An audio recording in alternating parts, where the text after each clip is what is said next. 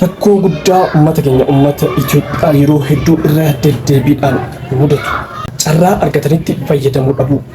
Dhiyeenya kana yuutuubarri beekamaan addunyaa Aishoo Speed biyyoota Afrikaa hedduu erga daawwatee booda guyyaadhaa Itoophiyaa daawwataa jira. Itoophiyaa keessatti maaltu isa mudate rakkoo akkamitti isa mudate yoo harka fuune ashamaa jaallatamtootaa fi kabajamtoota maatii jiru miidiyaa nageenya bakka jirtanitti sirraa dhaqqabu isiniin jenna. Rakkoo guddaa uummanni Itoophiyaa qabu akkasuma immoo yeroo baay'ee irra deddeebiidhaan mudatu tokko waan hadha Aishoo Speed irratti raawwatame tokko qabadhee isiniif dhiyaadhee jira. Isinis laayikii sheerii akkasuma immoo namoonni jiru miidiyaadhaaf haaraa taatan yookaan subscribe godhee subscribe gochuudhaan maatii jiru miidiyaa akka taatan isiniin jenna. Mee viidiyoo Aishoo Speed kana daawwannee walitti haa deebinu. You got cash? We got cash? 6,000. Give me cash. Yeah, 6,000. Cash. 6,000? Yeah, 6,000. 6,000. Yeah. How much is that USD?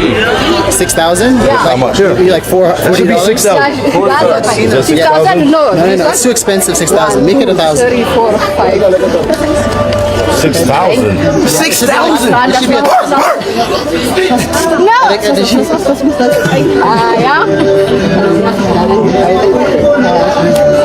Sister, this 250. 250? Yeah, 250. No. That's only 250? 250. This 250. No, too much. 6,000. 6,000. No, 6,000. Wait, that's only $250? 2,050. Here. 2,050. Is that enough? No. 6,000. Akkuma argitan kana tishartii takkitti kuma jahaan namittiin tun itti gurguratte. Itti gurgurachuun rakkoo hin qabu.